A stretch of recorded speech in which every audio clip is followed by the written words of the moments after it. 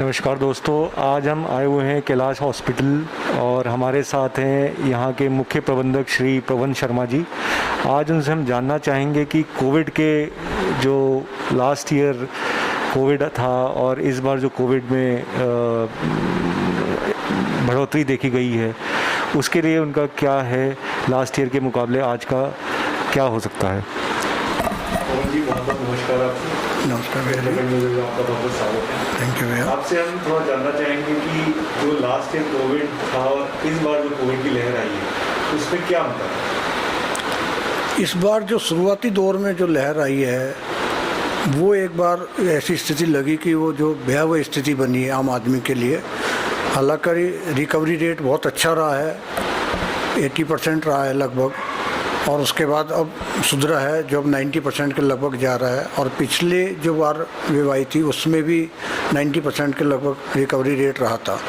पर शुरुआती दौर में जो स्थिति रही वो वाकई में भयावह रही और आम आदमी के लिए बहुत स्थिति बुरी रही और पैनिक रहे लोग बाग उसको लेकर कि अगर थोड़ा सा भी तबीयत किसी की ख़राब हुई तो उसको इतना दहशत, इतनी एक परेशानी पैदा हो गई कि पता नहीं क्या होगा। तो रिकवरी रेट अब काफ़ी अच्छा है इस समय। हमारे हॉस्पिटल में अभी के लिए जो संख्या कहेंगे, हमारे बेड की कितनी क्षमता है और कितने ऑक्सीजन बेड्स हैं, कितने आईसीयू हैं और कितने अवेलेबिलिटी है उसकी, और ऑक्सीजन की जैसे बीच में देखी गई कि ऑक्सीजन की कमी लोगों ने बहुत करा कि ऑक्सीजन की कमी है, लेकिन हमारे हॉस्पिटल में क्या है उसकी स्थिति, उसके थोड़े बारे में।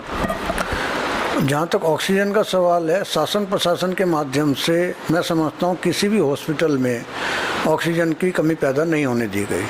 और हमारे यहाँ भी एक दो बार ऐसा हुआ कि कुछ समय की ही ऑक्सीजन बची, परंतु शासन प्रशासन ने कैसे भी करके हमारे तक ऑक्सीजन की उपलब्धता कराई है और अब बिल्कुल नॉर्मल रूटीन में चल रहा है, कोई किसी तरह की परेशानी नहीं है। बेड हमारे यहाँ आईसीयू इस समय 78 हैं और ऑक्सीजन बेड जो हमारे चल रहे हैं इस समय कोविड के वो 200 से ऊपर चल रहे हैं।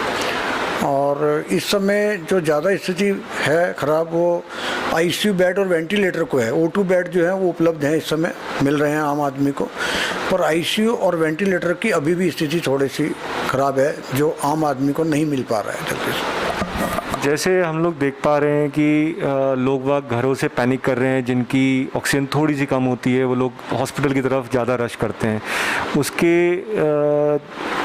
उसमें कह सकते हैं कि उनकी तरफ से जब पेशेंट यहाँ आ जाते हैं तो उसमें आप लोग कोई परेशानी का वो होता होगा कि जब जिसको बेड चाहिए इनिशियली उसको हम नहीं दे पा रहे हैं, जो नॉर्मल लोग बाग आ जा रहे हैं पैनिक की वजह से, तो उसके लिए आप थोड़ा बता पाएँ कि हाँ पैनिक ना करें या कुछ। हमारी भी यही कोशिश रहती है और प्रशासन के द्वारा भी हमको ये मैसेज मिला हुआ है। शुरू में तो ये स्थिति रही कि अगर 90 किसी की सैचुरेशन ना रही है तो उस पर एडमिशन नहीं बनता था, और 90 अगर किसी की आ गई है तो उसको डिस्चार्ज हम कर रहे थे, और वही दौर अभी चल रहा है और ठीक चल रहा है। कुल मिलाकर के अब स्थिति कंट्रोल में है। पवन जी, एक चीज़ और पूछना चाहेंगे, जैसे कोई गरीब इंसान है जो सक्षम नहीं है उसके लिए हमारे यहाँ कोई स्पेशल सर्विसेज या हमको इसके लिए ऑफ़र कर रहे हों? जो भी मैक्सिमम पेशेंट के हिसाब से देख करके जो लगता है तो हम जो मैक्सिमम से मैक्सिमम हो सकता है हम उसको जो भी रिबेट कह लो, छूट कह लो, वो हम डिस्काउंट करते हैं उसको। अभी जैसे आने वाले, अभी सुनने में आ रहा है कि थर्ड वेव आने वाली है, कब आएगी वो अभी हमें अंदाज़ा नहीं है, लेकिन उसके लिए हमारी क्या क्या तैयारी है उसके बारे में। जैसा समाचारों से और सब जगहों से और जितने भी एक्सपर्ट हैं उनके हिसाब से लग रहा है कि इसमें आने वाले समय में बच्चों को लेकर के ज़्यादा स्थिति ख़राब हो सकती है ना।